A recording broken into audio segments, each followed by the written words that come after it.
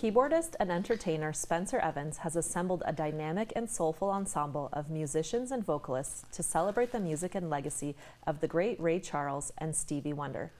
Spencer Evans joins me to tell us more about this evening of unforgettable masterworks, killer grooves, and soaring vocal harmonies.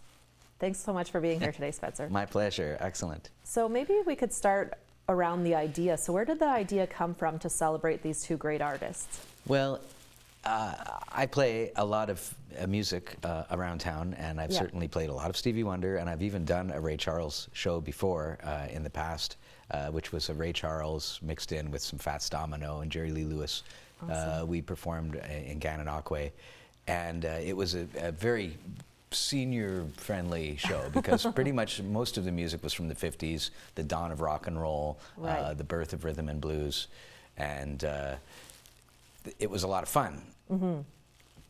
The Broom Factory is an incredible venue, and I have wanted to do a show there, but they mostly do original singer-songwriters and traveling artists who are very unique and I'm not a songwriter and I'm not an original artist, even though I do have an album of original material on Spotify. A friend of mine said, you should do a show that features your very talented son, and my son Oscar, who's 24, he works very hard at music, and he is blind. Yes. And so Ray Charles and Stevie Wonder, blindness aside, they are probably in my mind, two of the greatest musicians, songwriters, performers, humanitarians, and just icons and giants of the 20th century. Yes. And Stevie is still obviously going strong, even though we lost Ray a while ago. The thought of doing a Ray Charles and Stevie Wonder show obviously needed an ensemble. Yes. I can sing a little bit, but I'm a singer who gets the job done. I'm not a singer. And Spencer Evans and Friends. And here's where my friends come in. Chantel Thompson, clearly one of the greatest singers Kingston has ever seen. Mm-hmm. She lived in New York for quite a while and has moved back, and she has a daughter here in Kingston, and she's been living here for a while. She does a lot of jazz performances and some eclectic performances. And I've worked with Chantel since the late 80s, early 90s, I think. We started a band that played at the Toucan called Fab, or called Joy, which that was after Fab, sorry. Fab and Joy. Lots to keep track of there. Yeah, but anyway, it was over 3 decades ago, and it was, she still has an incredible range, and very exciting that she'll be able to sing the Ray Charles, the Ray Letts parts, the solos, that feature like Marianne Williams and Marjorie Hendricks, who are incredible Ray Charles vocalists. Deb Feely, another performer in Kingston who everyone has seen in bands dating back to the 80s. She has decades of experience. She has soul, fire, energy. She's an incredible dynamic singer. And of course, 2 guys, Frank Ryan, who is fairly new to Kingston. Okay. He's from Ireland. Oh, wow. And he moved to New York City first. And he's even been mentioned in Rolling Stone as one of the top 10 artists to look for in 2024. Wow. He got a Rolling Stone shout out. That's so amazing. Way to go, Frank. Yeah. And I've worked with Frank a few times, and he has an incredible range, great songwriter, great performer, plays guitar. And to top it all off, the cherry on top, the amazing Ryan Lewis, who came into Kingston as a dreadlocked wild man, showed up at the Toucan. I was playing with my band Ghetto Express, and this guy came in, and he sang with us, and we were all just like blown away. We have an international star on our hands singing with us at the Toucan. Yeah. Lo and behold, he moves to Kingston, starts a family, starts Elevation Music Studios. Yes. He's a performer. He's just an incredible studio whiz. Yeah. He has fostered the talents of many young people in this community, and it is an honor and a privilege to work with Ryan and my band. My band. Yes. So Zach Colbert, hands down the greatest bass player Kingston has ever seen.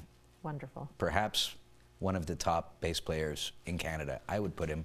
I've seen bass players all over Canada. We all have seen bass players. Yes. But to see a 6-string bass player have the harmony and the rhythm and the chordal, the knowledge, the technique, the things he can do, he is quite happy to play in anyone's band. He is such a giving generous person, even though the guy can play miles ahead of just about anything. The most complicated jazz stuff that people dream about in their sleep. I mean, this guy can do it on a bass. Originally from Buffalo, and has been in Kingston for quite a few decades.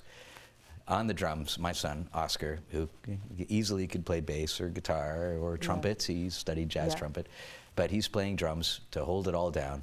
The very stalwart James Wanamaker on saxophone, who is a Long and McQuaid guy. He works for the school there, and is super solid. He's worked with me before in my Ray Charles show with various other performing arts venues. But James Taylor is on guitar, and he has recently moved back from Toronto.